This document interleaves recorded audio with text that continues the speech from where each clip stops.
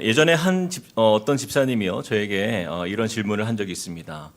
목사님은 왜 목회자가 되셨습니까?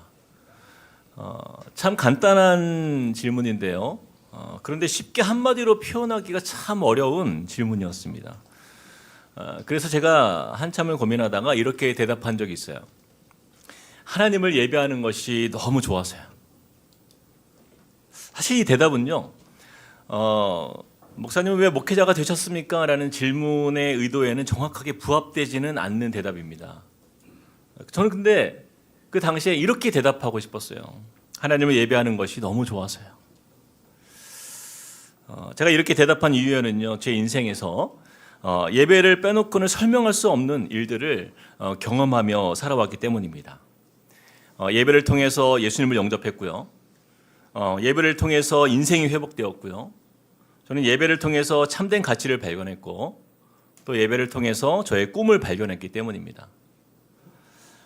그래서 저는요, 제가 신학교에 입학할 때 그때 제 마음을 지금 돌이켜 생각해 보면 제가 앞으로 신학을 공부해서 어떤 목사가 되리라 혹은 어떤 목회를 이루리라 그런 어떤 계획이나 목표가 전혀 없었습니다. 저에게는 오직 한 가지 고백이 있었어요. 하나님, 예배하는 자리에서 쓰임 받고 싶습니다. 이게 저의 딱 한 가지 고백이고 소망이었습니다. 왜냐하면 하나님을 예배하는 일이요, 저에게는 가장 행복했고 이보다 더 귀한 일이 없다라고 저는 믿었기 때문이에요. 그래서 신학교에 입학했을 때도 거의 매일 저녁마다 제가 하나님께 혼자 이제 예배 드렸던 기억이 있어요. 합동신학대학원에 기숙사에 가보면 지하에 큰 방이 하나가 있어요. 제가 틈만 나면 기타를 들고 이 지하실 그 방에 내려가서 혼자 찬양하고 기도하면서 하나님께 예배했던 기억이 있습니다. 그때 했던 저의 그 고백이요, 이렇습니다. 하나님, 저를 예배의 도구로 사용하여 주옵소서. 하나님, 예배가 필요한 곳이 있다면 저를 보내주십시오. 그곳이 어디든 나아가겠습니다. 이것이 저의 고백이었어요. 저는 그렇게 목회자로서의 시작을 하나님께 예배하는 기쁨 속에서 나아가게 되었습니다. 그렇게 시작된 목회자의 삶이 어느새 20년이 지나가는데 저는 지금도 변치 않는 한 가지 저의 고백은요, 저에게 가장 행복한 시간은 바로 예배하는 시간이다라고 이렇게 말씀드릴 수 있습니다. 예배를 통해서 만나는 하나님의 은혜가 저는 지금도 너무 가슴이 벅차요. 제가 주일 아침마다요, 오늘 예배를 기다리며 설레는 그 마음은 지금도 큰 변함이 없습니다. 그런 의미에서 저는 우리 함께 꿈꾸는 교회가 개척될 때 가장 많이 기도했던 부분이 바로 이 예배였습니다. 우리 교회가 다른 건 몰라도 우리 함꿈의 예배가 하나님께서 영광 받으실 만한 예배, 또 하나님의 하나님 되심을 높여드리는 참 예배가 될 수 있다면 얼마나 좋을까. 바로 이 마음이 가장 컸던 것 같아요. 그런 가운데 제가 이번 주 설교 말씀을 준비하면서 하나님께서 저에게 주신 마음은요, 참 예배를 향한 우리의 열정을 일으키는 것이었습니다. 각 성도님들마다 이 예배에 대한 생각들이 다 다르고 또 예배에 대한 기대들이 다 다를 텐데 우리가 먼저 이 참 예배의 의미를 바로 알지 못하고서는 결코 우리가 매주 드리는 이 예배들이 정말 한 마음으로 하나님을 기쁘시게 해드리는 예배가 될 수 없겠다라는 그러한 마음을 하나님이 주셨어요. 그래서 이번 주 내내 이 참 예배에 대한 묵상을 하는 시간을 가지게 되었고, 그리고 이 참 예배가 앞으로 우리 교회 안에 어떻게 또한 이루어질까를 기대하는 마음으로 이 말씀들을 준비하게 되었습니다. 그래서 저는요, 오늘부터 이제 3주간 참 예배에 대한 이 개념과 이 의미를 함께 나누는 시간들을 우리가 가져보기 원합니다. 자, 그렇다면 참 예배가 무엇인가 이 질문을 나누기 전에 먼저 한 가지 생각해 보아야 할 것이 있는데, 우리가 그리스도를 영접함으로 하나님의 자녀가 되었다는 그 사실을 가장 쉽게 증명할 수 있는 자리가 어디일까를 우리가 생각해 보면 바로 그 자리는 예배의 자리다라고 말할 수 있는 것이죠. 하나님께 예배하지 않는 성도는 성도가 아니다라고 해도 과언이 아닙니다. 또 예배를 가장 중요하게 여기는 그 사람을 우리는 성도라고 말할 수 있기 때문이에요. 근데 우리가 신앙생활을 하다 보면 그렇습니다. 매주 드려지는 예배 반복 속에서 우리도 모르게 이 예배의 본질을 놓치고 살아갈 때가 너무나 많이 있다는 거예요. 그래서 어떤 성도님은요, 예배의 무감각증에 빠지는 경우가 생깁니다. 어느덧 주일에 드려지는 예배에 대한 기대감이 사라지고 그냥 아무런 어떤 감각 없이 예배를 해치우고 돌아가는 성도들이 교회들마다 심심치 않게 찾아볼 수 있는 것이죠. 또 이런 표현이 맞는지는 모르겠지만 여러분 세차장식의 예배 들어보신 적 있습니까? 세차장식의 예배. 이런 예배를 드리는 성도들이 있어요. 마치 자동차를 이렇게 세차하러 세차장에 가는 것처럼 일주일 동안 지었던 그 죄를 씻으러 교회에 오는 그런 세차장식의 예배만 드리고 떠나는 성도들이 있다는 거예요. 또한 예배 형식을 따지면서 내가 은혜 받기 좋은 교회를 이렇게 쇼핑하는 성도들도 있습니다. 왜 성도들의 삶 속에 이런 안타까운 예배의 모습들이 나타나게 된 것일까? 다시 말씀드리면 예배의 가장 중요한 본질을 놓쳤기 때문이다라는 거예요. 우리가 본질을 잃어버리면 하나님과의 만남 자체가요 굉장히 피상적인 만남이 됩니다. 형식적이게 되고 의례적인 그런 만남이 될 수밖에 없는 것이에요.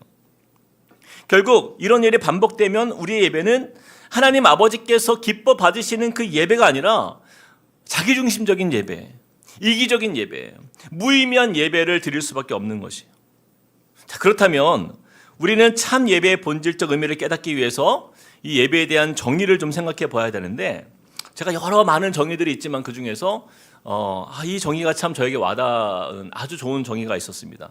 이유정 교수님이 쓰신 잠자는 예배를 깨우라라는 책에 보면 예배의 정의를 이렇게 소개합니다. 한번 화면을 보면서 한번 보실까요? 예배는 예수 그리스도의 십자가의 공로와 성령의 내재하시는 은혜로 담대히 하나님 아버지께 나아가 그분의 계시에 대한 반응으로 올려드리는 가장 순도 높은 사랑이요 가장 지고한 사귐의 사건이다.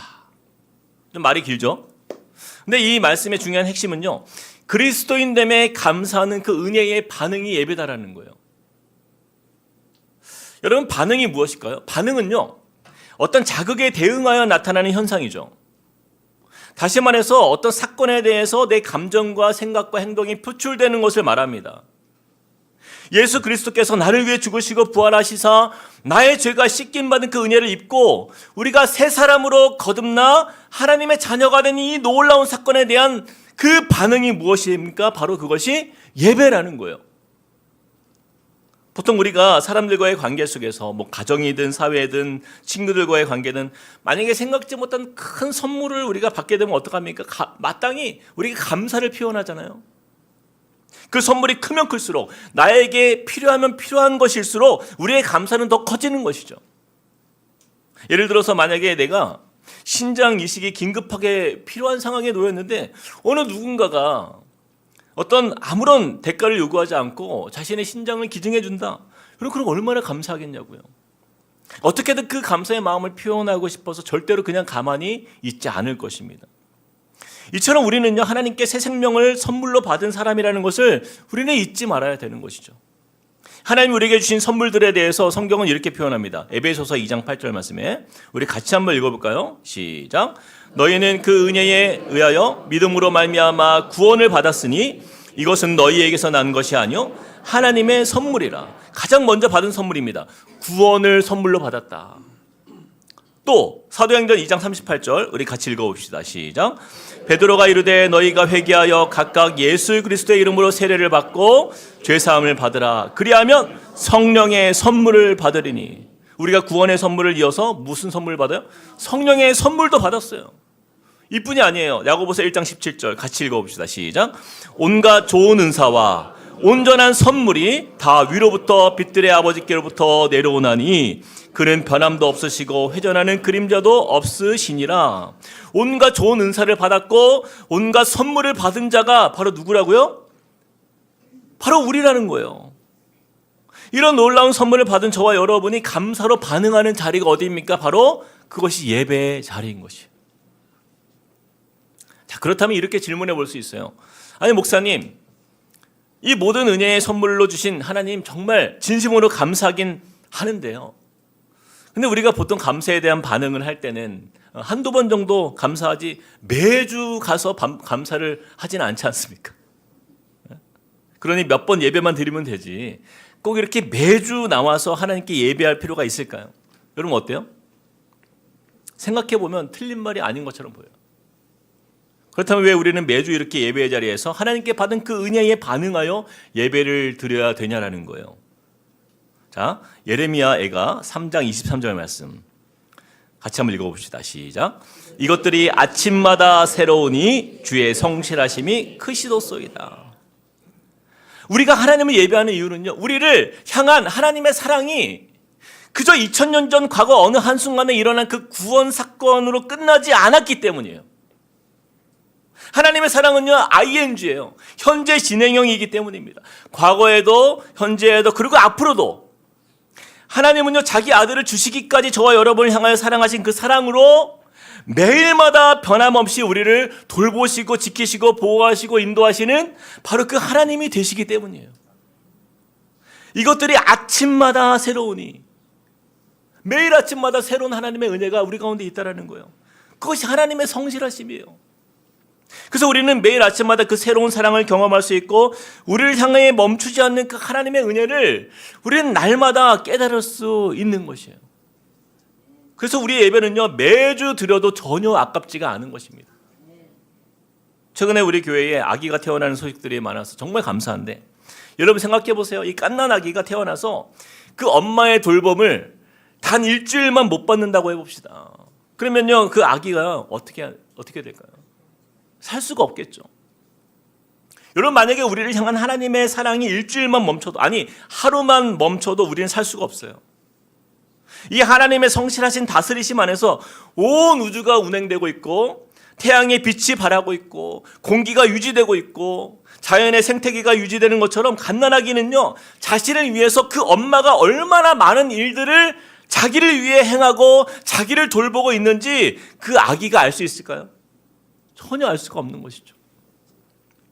그 갓난아기가요, 자신을 위해 행하는 그 엄마의 모든 수고와 헌신을 어떻게 알 수 있습니까? 그러므로 우리가 다 알 수 없고 깨달을 수 없는 하나님께 받은 그 선물들, 이 모든 하나님의 사랑과 은혜를 받은 자로서 나타나는 반응이 바로 이 예배라는 것입니다. 그렇다면 여기서 이 예배가 참 예배가 되기 위해서 예배에 빠져서는 안 될 두 가지 중요한 핵심적인 반응이 있는데, 자, 아까 읽었던 예배 정의를 다시 한번 읽어봅시다. 우리 같이 읽어볼까요, 이번에? 시작. 예배는 예수 그리스도의 십자가의 공로와 성령의 내재하시는 은혜로 담대히 하나님 아버지께 나아가 그분의 계시에 대한 반응으로 올려드리는 첫 번째, 가장 순도 높은 사랑이요. 두 번째, 가장 지고한 사귐의 사건이다. 첫 번째 뭐라고요? 가장 순도 높은 사랑. 두 번째는 가장 지고한 사귐의 시간이다. 이것이 반응이라는 거예요. 사랑과 사귐, 이것이 예배에서는 빠져서는 안 될 가장 중요한 본질적 두 요소입니다. 하나님은요, 저와 여러분의 예배에서 이 사랑과 사귐을 지켜보는 거예요. 이 사랑과 사귐이 없는 예배를 하나님은 예배로 인정하지 않으신다라는 것입니다. 우리가 아무리 교회의 예배에 잘 출석하여도 하나님은요, 난 너의 예배를 받은 적이 없어. 하나님이 기억하지 않으세요. 무엇이 빠지면? 하나님을 향한 사랑과 하나님과의 사귐이 없으면.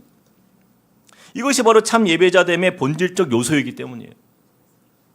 자, 그렇다면 이 예배의 본질적 요소를 할 수 있는 하나님을 향한 사랑과 하나님과의 사귐은 무엇을 뜻하는지 함께 이 시간에 묵상해 보면서 이를 통해서 참 예배자가 누리는 그 충만함의 은혜를 우리가 함께 누리길 소망합니다. 자, 첫 번째입니다. 참 예배자의 본질적 요소 두 가지 같이 읽어볼까요? 시작. 하나님을 향한 사랑을 고백하는 것. 부부가 아무리 서로 사랑한다 해도 30년, 40년 동안 표현하지 않아요. 그러면 서로 그 사랑을 알 수 있습니까? 바로 no 나오잖아요. no. 알 수가 없잖아요. 경험에서 나오는. 하나님은 그런 분이세요. 우리의 말을 통해서 사랑을 고백하게 하셨고, 귀로 들으면서 확인하게 하셨고, 그리고 눈으로 전달되도록 저와 여러분을 그렇게 창조하셨어요. 그리고 하나님을 향한 사랑 역시도 우리에게 익숙한 그 방법을 통하여서 그 사랑을 표현받기 원하신다라는 거예요. 이처럼 사랑이 표현되는 자리가 어디입니까? 바로 예배다라는 것입니다. 예배. 제가 오늘 질문하는 것에 답을 예배다라고 이렇게 표현하시면 거의 맞을 겁니다. 예배다. 자, 마태복음 22장 37절 38절 우리 같이 읽어봅시다. 시작. 예수께서 이르시되 내 마음을 다하고 목숨을 다하고 뜻을 다하여 주 너의 하나님을 사랑하라 하셨으니 이것이 크고 첫째 되는 계명이요. 자, 예수님은 모든 계명 중에서 가장 으뜸이 되는 첫 번째 계명으로 무엇을 꼽았습니까? 하나님을 사랑하라. 이 말씀이에요. 그래서 우리 예배는요, 바로 이 하나님을 향한 사랑의 고백이 반드시 일어나야 됩니다. 근데 그냥 무덤덤한 사랑이 아니에요. 예수님께 어떤 사랑으로 하나님을 사랑하라고 말씀하고 있어요? 우리 27절에 보니까 마음을 다하고 목숨을 다하고 뜻을 다한 사랑입니다. 우리의 지정의, 전 인격적으로 마음과 목숨과 뜻을 다해서 하나님을 사랑하는 것, 바로 그것이 바로 하나님을 향한 사랑이에요. 그래서 예배 안에서 우리가 부르는 모든 찬양들을 한번 잘 생각해 보시면요, 하나님을 향한 우리의 사랑의 세레나데와 같아요. 가사를 보시면 하나님을 향한 사랑의 고백들로 대부분 가득 차 있어요. 말이 나온 김에 한번 우리 이 찬양 한번 불러봤으면 좋겠어요. 하나님을 향한 사랑의 고백으로 이루어진 찬양. 가사가요 너무 심플합니다. 사랑합니다 나의 예수님. 사랑합니다 아주 많이요. 사랑합니다 나의 예수님. 사랑합니다 그것뿐이에요. 이 가사가 너무 심플해요. 근데 이 가사가 너무 간단한데 여러분 너무 진심이 담겨 있지 않습니까? 한번 불러볼까요? 사랑합니다. 같이 시작. 사랑합니다 나의 예수님. 사랑합니다 아주 많이요. 사랑합니다 나의 예수님. 사랑합니다 그것뿐이에요. 사랑한다 하더라. 사랑한다 하더라. 내가 너를 잘 아노라. 사랑한다 내 딸아. 내게 축복 더하노라. 이 가사를 보면요, 다른 게 원하는 게 없잖아요. 그렇죠? 사랑합니다 나의 예수님. 사랑합니다 아주 많이요. 그것뿐이에요. 이 고백이에요. 저는요, 이것이 우리의 고백이 되었으면 좋겠어요. 예배 자리에서 주님, 내가 예배하는 이유는요, 하나님, 주님 사랑하기 때문이에요. 이 마음 드리기 위해서 이 자리에 나왔습니다. 이것이 주님 전부입니다. 이것이면 족합니다. 여러분, 엄마 품에 안긴 아기가요, 그 아기에게요, 아무리 좋은 거 다 가져다 주어도 그 아기는요, 다른 거 필요 없어요. 엄마만 찾지 않습니까? 엄마가 전부이기 때문이에요. 자신의 생명이고, 엄마가 자신의 우주이고, 엄마가 유일한 자신의 사랑이기 때문이에요. 시편 131편 2절 말씀이 이렇게 말씀해요. 실로 내가 내 영혼으로 고요하고 평온하게 하기를 젖된 아이가 그의 어머니 품에 있음 같게 하였나니 내 영혼이 젖된 아이와 같도다. 여러분, 이것이 참 예배자의 모습이에요. 저는 우리 한꿈의 예배를 드리는 모든 성도님들이요, 이처럼 하나님을 향한 우리의 사랑의 고백이 우리가 드려지는 찬양들을 통해서 넘쳐나기를 주님의 이름으로 축복합니다. 그래서 예배 안에서 우리의 찬양이요, 이렇게 중요한 거예요. 처음에 우리 교회가 개척될 때 예배를 담당하는 유세종 목사님과 제가요, 예배를 세팅하기 위해서 참 많은 고민을 했습니다. 근데 어떻게 하면 정말 성경적인 예배, 그리고 사람이 아닌 하나님을 기쁘시게 하는 예배가 될 수 있을까를 고민하면서 이 예배의 순서를 기획하게 되었는데, 그 중에서도 가장 중요하게 여긴 부분이요, 이 경배와 찬양의 시간을 예배 전에 두지 않고 예배 안으로 넣는 것이었어요. 여러분, 많은 교회들이요, 찬양의 시간을 준비 찬양이라고 부르더라고요. 준비 찬양. 제가 가장 싫어하는 표현이 준비 찬양입니다. 찬양은 예배에서 결코 빠져서는 안 될 중요한 요소입니다. 근데 예배 전에 하는 어떤 준비 운동과 같은 것이 아니에요. 여러분 찬양이 얼마나 중요한지 잘 생각해 보세요. 예배에서 성도들이 하나님의 은혜에 가장 적극적으로 반응하는 시간이 언제입니까? 한번 잘 들어보세요. 설교 시간이에요? 아니면 찬양 시간이에요? 그렇죠, 찬양이에요.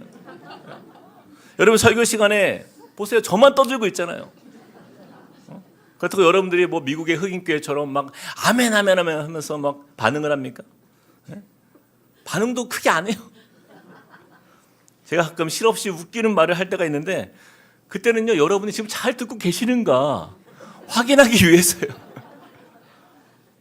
근데 설교 시간은 성도님들이 하나님을 향한 사랑이 가장 잘 드러나는 시간이라고 보기는 어려워요. 그런데 하나님께서 예배를 받으신다는 것에 초점을 맞추어서 생각해 볼 때 경배와 찬양은요, 우리의 사랑을 적극적으로 주님께 표현하는 시간, 이 시간만큼 없는 거예요. 여러분 설교는 하나님의 말씀을 받는다는 의미에서 의미부여를 할 수 있지만 매우 수동적입니다. 제가 앞에서 아무리 열을 내고 목소리를 높여도 이 말씀을 듣기만 하는 입장에서는 아무리 그 하나님의 사랑을 표현하려 해도 그것은 소극적일 수밖에 없어요. 그러나 찬양하는 시간만큼은 달라요. 나를 구원하신 사랑, 그 놀라운 선물을 주신 그 하나님께 감사하며 반응하는 시간이에요. 그래서 지난 한 주간 하나님께서 나의 삶 속에 지키셨고 보호하셨고 그 다음 없는 풍성한 은혜로 채워주신 그 주님의 사랑에 감사하면서 마음껏 반응하는 시간이에요. 그래서 여러분 우리 교회는요, 이 준비 찬양이라는 개념이 없습니다. 찬양은 예배예요. 참 예배를 드리기 위한 참 예배자 됨의 가장 중요한 본질적 요소인 하나님을 향한 사랑을 마음껏 올려드리는 가장 중요한 시간입니다. 제가 다시 말씀드리지만 여러분 찬양의 시간에 모르는 찬양한다고 불평하지 마세요. 그럴 때요 스스로 한탄해야 돼요. 내가 얼마나 찬양을 안 부르면 이런 찬양도 모르냐. 회개하셔야 돼요. 그래서 저는 예배 때 가장 안타까운 분들이 계십니다. 예배 지각하시는 분들이에요. 하나님께 사랑을 고백할 시간 다 놓치고 경배와 찬양의 시간 다 놓치고 나서 그리고 참회 기도할 때 들어오세요. 세차장식 예배. 제가 얘기했잖아요. 죄 씻음 받고 가면 됩니까? 그럼 끝난 거예요? 아니에요. 저는 이런 면에서 성경에 구약 성경에 보면 다윗을 참 좋아하는데 다윗은요 이 성경에 등장하는 참 예배자의 가장 좋은 예입니다. 다윗은요 150편의 시편 중에서 무려 73편을 기록했어요. 게다가 그 중에 10편 이상이 하나님을 향한 사랑의 고백을 담은 시편들입니다. 시편 18편 1절 말씀, 그의 고백을 보세요. 나의 힘이신 여호와여, 내가 주를 사랑하나이다. 시편 116편 12절 17절 말씀, 내게 주신 모든 은혜를 내가 여호와께 무엇으로 보답할까? 내가 주께 감사제를 드리고 여호와의 이름을 부르리이다. 여호와의 이름을 부른다는 게 뭐예요? 주의 이름을 찬양하겠다는 거예요. 그래서 사무엘하 6장을 보면 다윗은 그 빼앗겼던 그 언약궤가 다시 다윗성에 돌아올 때 그거 얼마나 기뻐합니까? 힘을 다해 춤을 추며 기뻐하고, 그때 백성들도요 환호하며 나팔을 불었어요.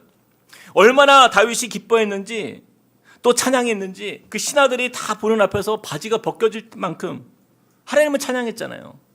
그때 그 모습을 본 아내 미갈이 그 다윗을 비난합니다.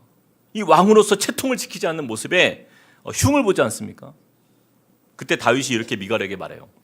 사무엘하 6장 21절 우리 같이 읽어봅시다. 시작. 다윗이 미갈에게 이르되 이는 여호와 앞에서 한 것이라. 그가 내 아버지와 그의 온 집을 버리시고 나를 택하사 나를 여호와의 백성 이스라엘의 주권자로 삼으셨으니 내가 여호와 앞에서 뛰놀리라. 여러분 다윗을 보세요. 하나님을 향한 이 다윗의 마음과 그 다윗의 마음은요, 마음과 목숨과 뜻을 다한 그 사랑이 여러분 드러나지 않습니까? 신하들이 보는 게 뭐가 중요하냐는 거예요. 미갈은 사람들을 의식했지만 다윗은 이는 여호와 앞에서 한 것이라. 내가 여호와 앞에서 뛰놀리라. 내가 하나님께 받은 사랑이 이렇게 놀랍고 큰데 다윗도 하나님을 향한 그 사랑을 마음껏 표현하고 싶었던 것이에요. 저는 이 말씀을 준비하면서 이런 상상을 해봤어요. 만약에 이 다윗이 뭐 그럴 일은 없겠지만 오늘 주일 우리 한꿈 예배 자리에 왔다면 어떤 모습으로 예배 드릴까? 적어도 우리처럼 막 뭐 체면과 체통을 지키기 위해서 그냥 입만 벌리면서 찬양하는 그런 모습은 아닐 것 같아요. 저는 우리 한꿈의 예배가 참 좋은데 제가 담임 목사로서 좀 욕심이 있어요. 우리 성도님들을 볼 때 딱 한 가지 제가 욕심을 부린다면 하나님을 향한 사랑의 고백이 좀 적극적이었으면 좋겠어요. 물론 우리나라의 교회가 처음 세워질 때 그런 유교적인 문화 속에서 이렇게 예배가 시작되었기 때문에 그런 여러 가지 이유가 있지만 이 한국 사람들 특유의 체면을 중시하는 정서들이 있어요. 하지만 그렇다고 해서 하나님을 향한 우리의 사랑이 위축되어서는 안 되는 것이죠. 예수님 우리에게 분명히 말씀하셨잖아요. 아까 읽었지만 예수께서 이르시되 내 마음을 다하고 목숨을 다하고 뜻을 다하여 주 너의 하나님을 사랑하라. 방법을 알려주셨어요. 방법. 예배를 통하여 마음과 목숨과 뜻이 다 드러나는 사랑. 그 사랑의 표현. 그래서 저는 오늘 말씀을 통해서 우리 함께 꿈꾸는 교회 공동체의 예배에 도전해 주시는 그 말씀이 바로 이것입니다. 뜨겁게 전심으로 하나님께 대한 우리의 사랑을 마음껏 고백하는 그러한 예배가 되도록 힘쓰는 것이에요. 혹시 여러분 가운데 예배의 매너리즘에 빠져서 그냥 늘 같은 예배, 밋밋한 예배, 차지도 뜨겁지도 않은 그런 예배를 하나님께 나아갔다고 한다면 넘치는 하나님의 사랑의 바다에 이 시간 빠지시기를 축복합니다. 주님 우리를 다 채우고도 남는 그 하나님의 사랑에 우리가 충만함에 반응하는 거예요. 비록 내 언어로는 다 표현할 수 없지만 찬양으로 고백하면서 때로는 손을 들고 때로는 아멘으로 화답하면서 내가 할 수 있는 그 사랑을 주님께 올려드리는 저와 여러분의 예배가 되시길 주님의 이름으로 축복드립니다. 그런 의미에서 옆 사람에게 이렇게 한번 인사해 봅시다. 하나님은 당신의 사랑의 찬양을 가장 기뻐하십니다.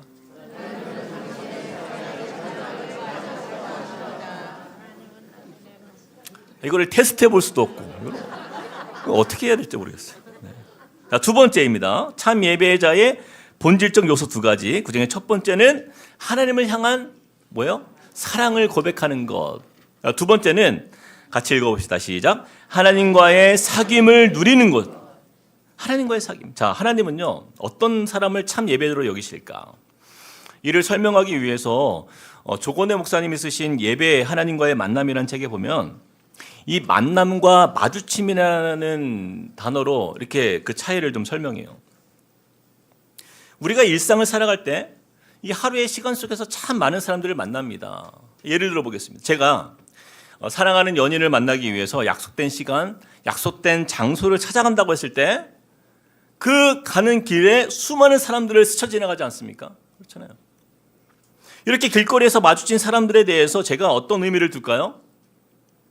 아니요, 전혀 의미를 두지 않죠. 그날 저녁에 어머니가 저에게 묻습니다. 너 오늘 누구 만났어? 저 오늘 연홍이 만났는데요. 연홍이가 누구냐면요, 제 아내 이름이에요. 연인이라고 했는데 제가 딴 사람 이름 넣으면 제가 집에 못 들어갈 것 같아가지고. 그날 오후에 저는 수많은 사람들을 마주쳤지만 내가 만난 사람은 몇 명이에요? 한 명이에요, 한 명. 이것이 만남과 마주침의 차이예요. 여러분 오늘 교회에 오실 때 여러분이 스쳐 지나간 사람들 기억하십니까? 아마 대부분 기억이 안 나실 거예요. 왜 그래요? 나와 전혀 상관이 없으니까. 나와 관계없는 큰 의미가 없는 그냥 길에서 마주친 사람들이기 때문이에요. 바로 이 하나님과의 관계가 이런 거예요. 우리는 예배 자리에 나올 때 하나님을 그냥 일주일 중에 한번 마주치는 사람으로 그런 분으로 우리가 여기고 계십니까? 예배 끝나면 기억이 나지 않는 아니면 인연의 만남처럼 어떤 연인의 만남처럼 특별한 만남을 기대하며 기다리며 이 예배에 나오고 있냐라는 것이죠. 성경은요 하나님과 우리의 특별한 관계에 초점을 맞추고 있어요. 요한일서 1장 3절 우리 같이 한번 읽어보겠습니다. 시작.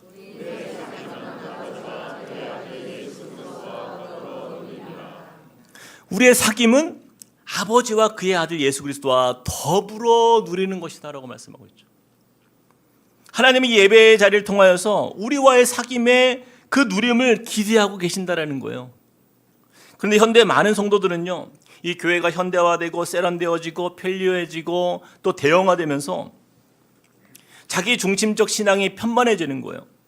이 하나님과의 만남을 그렇게 소중하게 여기지 않는 사람들이 너무나 많은 것을 보게 됩니다. 예배를 하나님과의 피상적인 만남 정도로 형식적인 만남이나 의례적인 만남 정도로 여기는 사람들이 너무나 많아지고 있다는 거예요. 제가 분당으로 있을 때 한 집사님이 저에게 이런 자랑을 했어요. 목사님, 너무 막 흥분해서 저한테 얘기해요. 목사님, 제가요 지난주에 교회 앞에서요 이찬수 목사님을 만났어요. 맨날 화면으로만 보다가 직접 마주치니까 진짜 연예인 보는 것 같더라고요. 이렇게 가까이서 본 게 그냥 처음이에요. 그러면서 막 너무 행복했다고 저한테 막 침을 튀기면서 자랑을 하는 거예요. 저도 그 이야기를 들으면서 참 좋았겠다고 막 이렇게 기뻐해 주었는데, 근데 지금은 생각해 보니까 그 집사님이 하나님을 만나러 예배의 자리에 나올 때도 저런 마음이실까, 그런 마음이 드는 거예요. 담임 목사님을 만나도 이렇게 흥분할 정도로 반갑고 기쁘다면 하나님을 만나는 자리는 어때야 됩니까? 정말 까무라치거나 아니면 나사빠질 정도로 행복해야 되는 거 아니에요? 근데 안타깝게도 이 땅에는요, 하나님의 피조물인 사람을 만나는 기쁨보다도 기대감이 없는 모습으로 예배의 자리에 나오는 성도들이 얼마나 많이 있냐라는 거예요. 그 이유가요, 이 하나님과의 만남을 그냥 지나치는 만남 정도로 여기기 때문인 거예요. 예배를 하나님과의 만남, 즉 하나님과의 관계적 사귐에 기초하지 않는 신앙의 대표적인 표현이 바로 예배를 본다라는 표현입니다. 여러분, 우리 한 꿈의 성도들 정도 되면요, 예배 본다, 뭐 예배 보러 간다, 여러분 이런 표현은 절대 하지 마셔야 돼요. 하나님은 저와 여러분이 인격적 관계 속에서 만남을 기대하시지 방관자처럼 구경자의 입장에서 이 예배 자리에 여러분을 초대하지 않으셨다라는 거예요. 그렇다면 하나님께서 원하시는 예배에서의 사귐의 의미는 무엇입니까? 바로 이 세상을 창조하셨던 그 에덴 동산에서 그 처음 아담과 하와를 창조하셨던 그 가장 아름다운 관계의 사귐을 의미하는 거예요. 처음 아담이 하나님의 형상대로 창조되었을 때, 그때 하나님과 대화할 때에 그때 거리낌이 없잖아요. 그 친밀함, 그 친밀함을 누렸던 가장 가까운 그 사귐, 그 사귐의 회복을 원하시는 거예요. 근데 그 사귐을 가장 방해하는 것이 무엇이에요? 죄죠, 죄. 불순종으로 죄가 그들에게 들어왔고 그 일로 인해서 하나님과의 사귐이 깨어지는 역사가 나타났어요. 하나님은요, 저와 여러분이 그 하나님의 형상을 회복하는 자리에서 깊은 친밀한 만남을 다시 회복하기 원하시는 거예요. 그 하나님의 형상이 회복되는 자리가 바로 어디예요? 그렇죠, 예배의 자리인 거예요. 우리가 예배 때 경배와 찬양을 마치고 나서 참회의 시간을 하지 않습니까? 그 이유가 뭐예요? 왜 우리가 예배의 자리에서 하나님께 친밀하게 다가가지 못하는 그 이유, 우리 삶 속에 지은 죄들이에요. 다들 남들은 모르는 죄들로 인해서 하나님께 가까이 가기가 어려운 마음들이 있잖아요. 속된 말로 캥기는 게 있잖아요, 하나님 앞에. 우리 삶에서 지은 그 죄들이 하나님과의 관계를 가로막기 때문이에요. 그러므로 예배 때 우리가 참회의 기도를 통하여서 더럽혀진 우리의 그 영혼의 발을 씻고 주님께 나아갈 수 있는 거예요. 그리고 하나님의 형상의 회복을 통해서 우리는 하나님의 그 은혜 안에서, 그 하나님의 형상의 회복 안에서 하나님과의 친밀한 만남을 누릴 수 있게 되는 것이에요. 그러므로 하나님께서 범죄한 아담을 버리지 않으셨고 그 죄의 부끄러움을 가려주시는 은혜를 베풀어 주심으로 하나님과 다시 만날 수 있는 그 기회를 열어주신 것처럼 저와 여러분을 그러한 자리로 초청하시는 자리가 어디다? 그렇죠, 예배의 자리다라는 거. 이처럼 우리가 하나님과의 관계가 이렇게 깊은 관계라는 사실을 깨닫는다면 우리는 예배가 우리 삶의 중심이 될 수밖에 없는 거예요. 예배가 삶의 중심으로 살아온 대표적인 한 사람을 좀 예로 든다면 미국의 지미 카터 전 대통령을 빼놓을 수가 없을 거예요. 이건 정말 유명한 일화인데, 이 지미 카터 대통령이요, 이 대통령 출마 선거 유세를 하고 있을 때의 일이었습니다. 미국의 선거는 주로 화요일 날 이 선거가 이루어진다라고요. 근데 이제 선거 이틀 전이에요. 뭐 대통령 선거를 앞두고 이틀 전인 주일날 얼마나 마음이 분주하겠습니까? 근데 대통령 선거에서 절대적으로 한 표라도 더 얻기 위해서 유세를 해야 되잖아요. 그런데 그 바쁜 일정에도 불구하고 이 지미 카터가 주일이 되면 빼놓지 않고 한 일이 있었는데, 바로 자신의 고향인 조지아주로 돌아가서 주일 예배를 드리고 자신이 섬기는 주일학교 아이들을 가르치는 것이었어요. 이 일은요, 선거가 있던 바로 그 전 주일도 예외가 아니었다라는 거예요. 대통령이 다닌 교회라고 해서 그럼 그 교회가 무슨 대형 교회냐? 여러분 절대 그렇지 않습니다. 시골에 아주 작은 교회예요. 이름도 남지 않은 그런 알려지지 않은 그런 교회예요. 그 교회를 아무리 바빠도 무려 23년 동안을 한 주도 빼놓지 않고 개근을 하면서 예배를 드리고 봉사를 했다라는 거예요. 모르겠어요. 우리나라의 대통령 후보라고 한다면 선거 유세도 할 겸 이름 있는 유명한 대형 교회를 찾아가서 예배를 드릴지도 모르겠습니다. 그러나 지미 카터는요, 가장 중요한 우선순위를 사람들 만나는 자리가 아니라 하나님을 만나는 그 자리에서 하나님과의 만남의 약속을 지켜갔다라는 거예요. 저는 우리 한꿈의 예배가 바로 이러한 참 예배자로 가득 차기를 기도합니다. 여러분 아무리 바빠도 이 하나님과의 만남의 자리를 우리 인생의 가장 최우선으로 여길 수 있는 그 믿음, 여러분 어떤 사업의 문제가 있을지라도, 어떤 학업의 문제, 공부가 우리 앞에 중요한 공부가 있을지라도, 또는 그 어떤 중요한 사람과의 만남보다도 이 하나님과의 만남을 기대하는 사람에게 하나님은요, 이러한 약속을 주세요. 한번 보십시오. 시편 84편 10절에서 11절 말씀, 우리 같이 한번 큰 소리를 읽어봅시다. 마지막으로 시작. 주의 궁정에서의 한날이 다른 곳에서의 첫날보다 나은즉 악인의 장막에 사는 것보다 내 하나님의 성전 문지기로 있는 것이 좋사오니. 자, 여기까지 보면은 뭐예요? 이 하나님을 예배하기를 사모하는 그 예배자의 열정이죠. 자, 11절 말씀 시작. 여호와 하나님은 해요 방패시라. 여호와께서 은혜와 영화를 주시며 정직하게 행하는 자에게 좋은 것을 아끼지 아니하실 것임이니이다. 하나님은요, 이 하나님과의 만남을 사모하는 모든 이들, 바로 이 참 예배자의 자리를 기대하며 나오는 그들에게 은혜와 영화를 약속하고 계세요. 이뿐이 아니에요. 하나님께서 좋은 것을 아끼지 않고 부어주시겠다 약속하십니다. 그래서 우리가 전심으로 예배하는 자리에 나와서 하나님을 만나기를 기대하며 사모하는 참 예배자들에게 하나님은요, 예배를 통해서 우리에게 회복을 주시고요, 치유를 주시고요, 상한 마음을 만져주실 뿐 아니라 우리의 삶의 문제를 해결해 주시는 놀라운 은혜가 임하는 줄 믿으시길 축복합니다. 말씀을 맺으면서요, 오늘 말씀을 통해 우리가 꼭 기억해야 될 것은 예배는요, 우리 인간이 만든 아이디어가 아닙니다. 우리가 주체자도 아니에요. 예배는 오직 하나님의 아이디어예요. 그분께서 그분의 자녀를 위해 준비해 주신 은혜와 축복과 회복의 자리인 것이에요. 그래서 예배는 우리 신앙의 기본이며 공급처인 거예요. 모든 운동의 기본이 충실할 때 바로 훌륭한 결과를 얻는 것처럼 우리 신앙의 기초는요, 예배에서 시작되는 것입니다. 예배에서 하나님의 영광을 경험하지 못하고 영적 힘을 공급받지 못하면요, 우리는 세상찜에 짓눌려서 그냥 도살장에 끌려가는 소처럼 그냥 무기력한 인생을 살아갈 수밖에 없는 거예요. 혹시라도 그동안 무기력한 신앙생활을 지속해왔거나 이 예배 자리에 나올 때 무미건조한 마음으로 나왔다라고 한다면, 저는 오늘 이 시간을 통해서 이 하나님을 향한 사랑의 회복, 또 내 입술에 그 사랑이 고백되어지고 하나님과의 만남에서 시작된 그 사귐의 자리가 정말 기다려지는 참 예배자로 거듭나는 저와 여러분 되시길 축복합니다. 그럴 때 우리 인생은요, 그 전능하신 하나님의 영향력 아래에 놓여서 놀라운 변화를 경험하게 될 것입니다. 그러므로 우리가 살아가는 일주일 중에 우리 일주일의 클라이막스는 언제나 예배의 자리인 거예요. 예배가 우리의 삶의 중심이 되고, 이를 통해서 하나님의 공급하시는 은혜 안에서 이 충만함의 기쁨을 누리는 저와 여러분 되시길 주님의 이름으로 축복드립니다. 우리 들은 말씀 기억하면서 이 시간 함께 우리 찬양했으면 좋겠어요.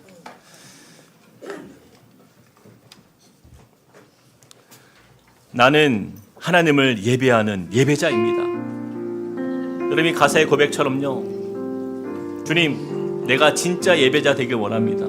내 영혼 거룩한 은혜를 향하여, 내 마음 완전한 하나님 향하여 주님 앞에 사랑의 고백을 올려드리며 주님과의 그 사귐의 기쁨을 누리는 참 예배자로 서게 하여 주옵소서. 우리 같이 한번 고백하며 찬양하겠습니다. 나는 하나님을 예배하는, 나는 하나님을 예배하는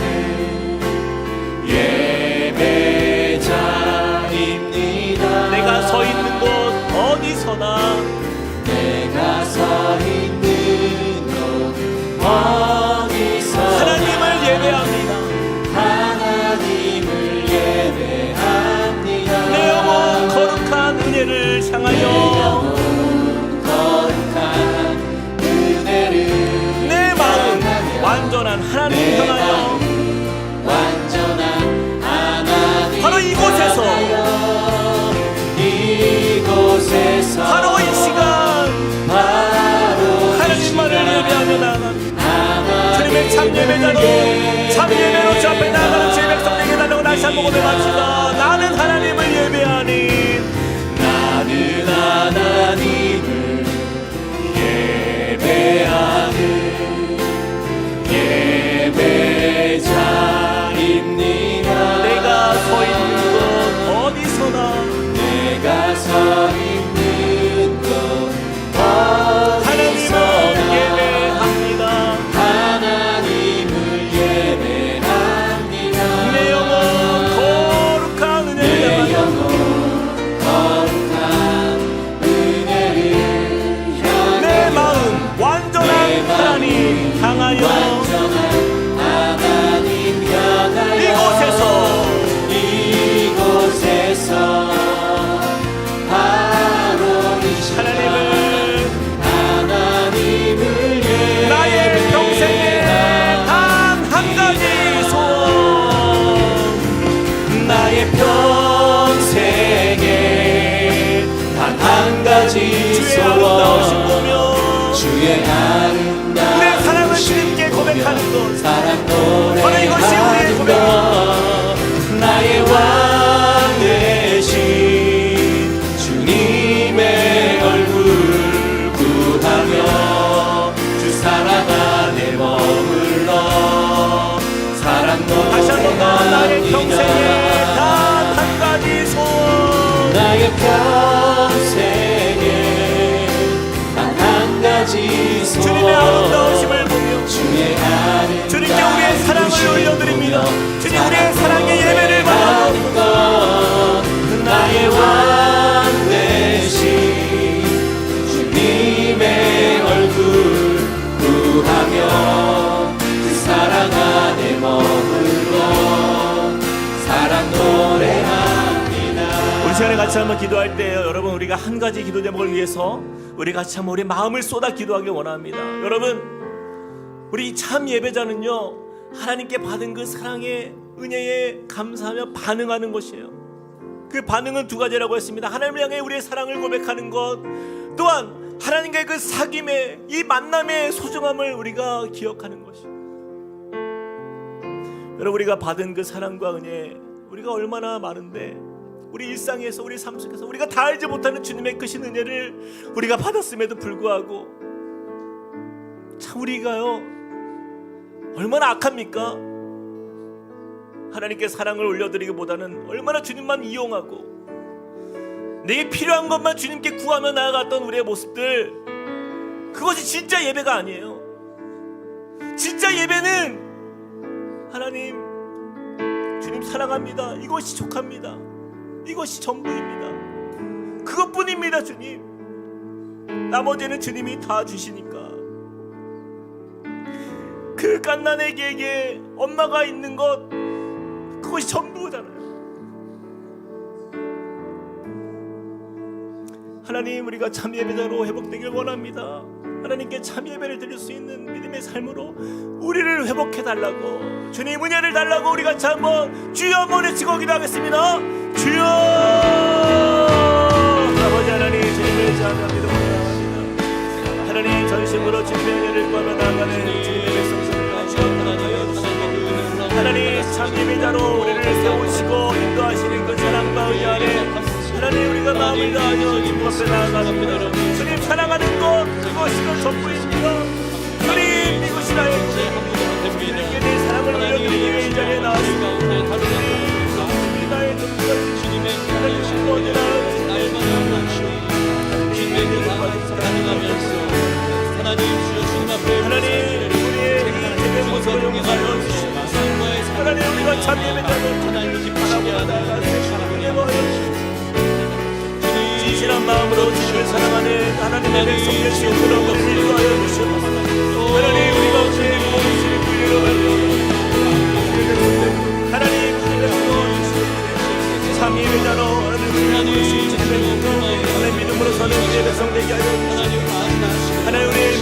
충만한 마음 하나님 시간이 다 되었고 하나님 신령으로 주지 않고 하나님의 인연을 구하는 주님의 성도가 되어 주시옵소서.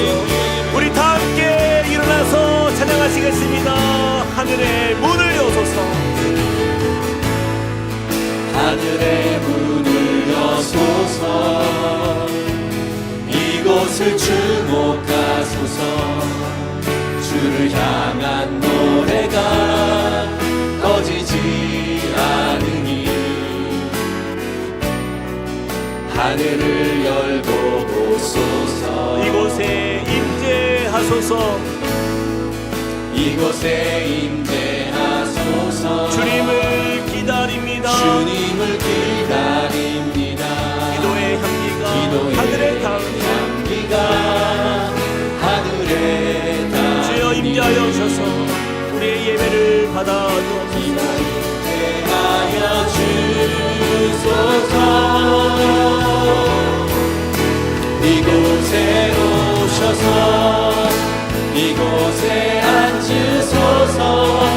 이곳에서 드리는 예배를 받으소서.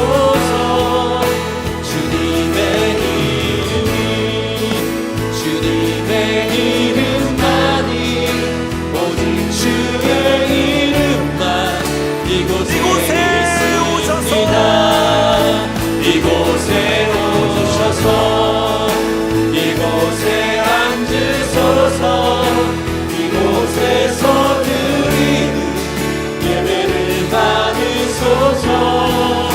주님의 이름만이 오직 주의 이름만 이곳에 우리 한 번 더 고백합시다. 이곳에 오셔서 이곳에 오셔서 이곳에 앉으소서. 이곳에서 드리는 예배를 받으소서. 주님의 이름만이 오직 주의 이름만 이곳에 있습니다.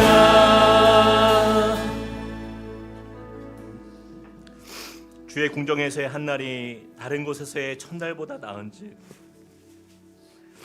악인의 장막에 사는 것보다 내 하나님의 성전 문지기로 있는 것이 좋사오니 여호와 하나님은 해요 방패이시라.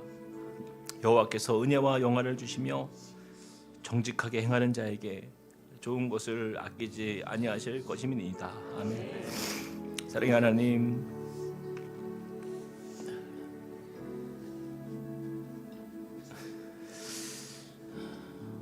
참 예배는 정말 그리스도께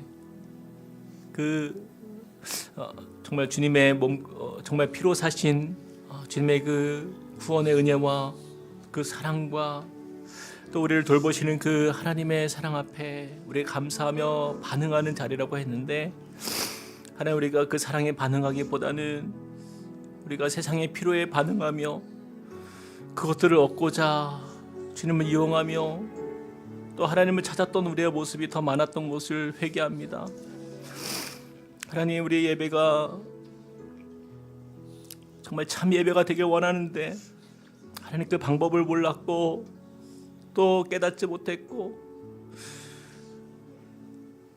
또 우리가 일상의 예배 속에서 시간이 점차 지나면서 잊혀졌던 그 주님과의 관계의 소중함을 하나님 다시 한번 이 시간 오늘 예배를 통하여 회복되기를 원합니다.